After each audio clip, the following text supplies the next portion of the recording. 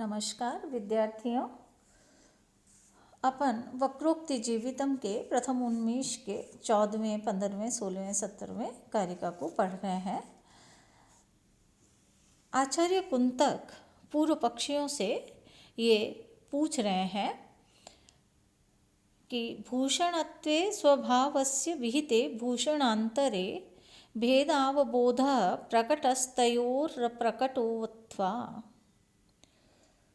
स्वभावस्य भूषणत्वे विहिते, स्वभावस्य स्वभाव को, स्वभावोक्ति को भूषणत्वे विहिते अलंकार मान लेने पर भूषणांतरे काव्य के दूसरे रूप, उपमा, रूपक आदि अलंकारों की रचना करने वाले उन तयोः, उन दोनों अर्थात स्वभावोक्ति तथा अन्य अलंकार दोनों का भेद अवबोध, भेद ज्ञान प्रकटः स्पष्ट रहेगा अथवा अप्रकटः अथवा अस्पष्ट रहेगा।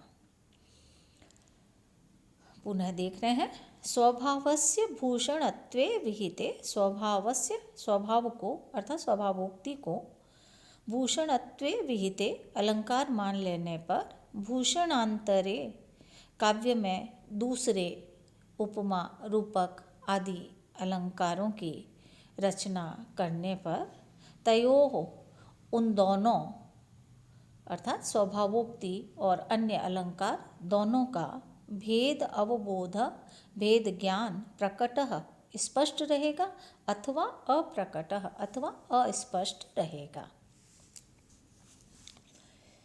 तात्पर्य यहाँ पर यह है कि यदि दोनों का भेद स्पष्ट रहेगा तो सर्वत्र दोनों के तिल तंडुलवत स्थिति रहने से संसृष्टि अलंकार होगा, और यदि दोनों का भेद अस्पष्ट रहेगा तो नीर क्षीरवत स्थित रहने से सर्वत्र संधेय संकर अलंकार रहेगा।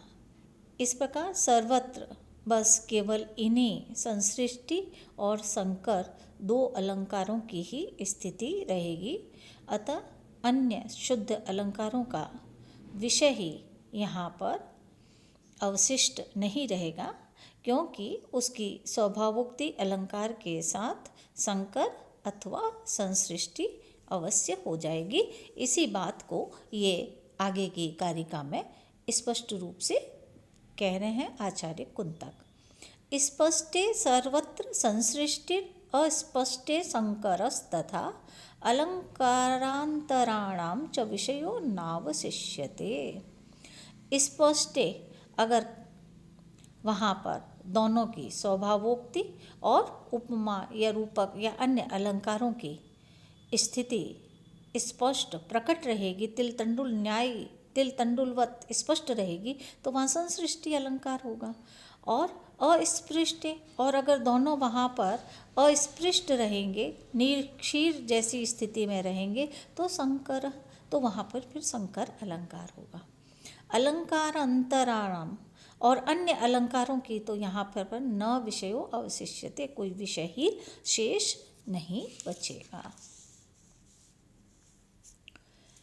तो इस प्रकार शब्द और अर्थ के काव्य में अभिप्रेत परमार्थ को बताकर शब्दार्थों सहितौ इस 7वीं कारिका में काव्य का लक्षण करने वाले वाक्य में प्रयुक्त शब्दार्थों इस एक पद का व्याख्यान अभी तक आचार्य कुंतक ने किया है, और अब उसी काव्य लक्षण में प्रयुक्त सहितौ इस पद की व्याख्या करने के लिए ये आगे की कारिका लिख रहे हैं।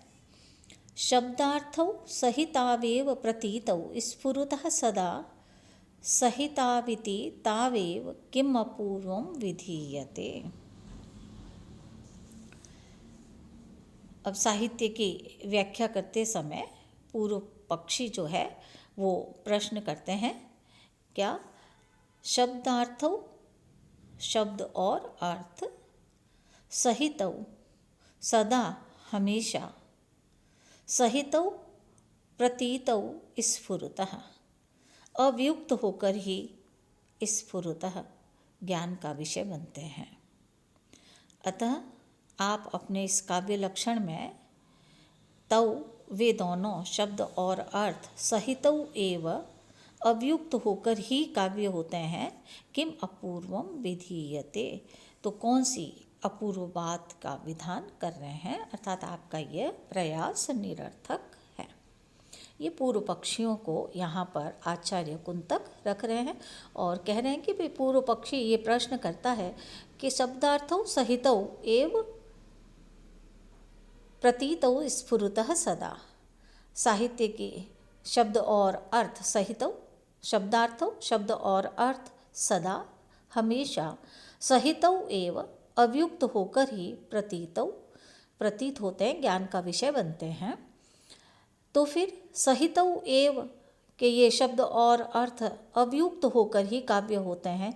किम अपूर्वम विधीयते, तो इसमें फिर आप कौन सी अपूर्व बात का विधान कर रहे हैं, आपका यह प्रयास निरर्थक है। इसी का उत्तर देते हुए आचार्य कुंतक कह रहे हैं, साहित्यम मनयो शोभाशालितां प्रतिकाप्यसौ अन्यूनानतिरिक्तत्वमनोहारिण्यवस्थितिः। शोभाशालितां प्रति, सौंदर्य के द्वारा प्रशंसा को प्राप्त करने के लिए, अनयो इन दोनों शब्द और अर्थ की, अनयो इन दोनों की अर्थात शब्द और अर्थ की, अन्यून अनतिरिक्त अपकर्ष और उत्कर्ष से रहित अर्थात समान रूप से विद्यमान परस्पर स्पर्धा के कारण मनोहारिणी रमणीय यह कोई अवस्थिति, अलौकिक ही अवस्थिति साहित्य कही जाती है। अर्थात साहित्य का भाव, शब्द और अर्थ का भाव साहित्य होता है।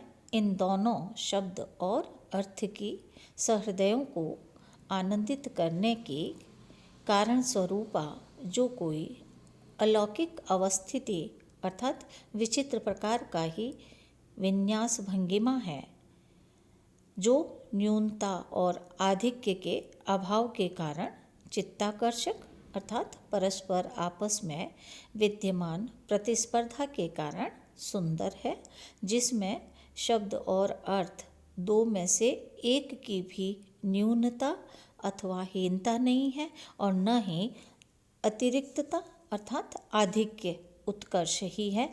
इस प्रकार की स्थिति ही साहित्य होती है। अब यहाँ ये इन्होंने अपनी बात को रखते हुए सहितौ शब्द का अर्थ बताया है और अब सहितौ पद की व्याख्या करके आचार्य कुंतक कवियों के व्यापार की जो वक्रता है, कवि व्यापार वैदग्ध्य भंगी भणिति जो है, उसकी व्याख्या ये आगे की कारिकाओं में करेंगे, उसको अपन कल देखेंगे। आज का अपना लेक्चर यहीं समाप्त होता है। धन्यवाद।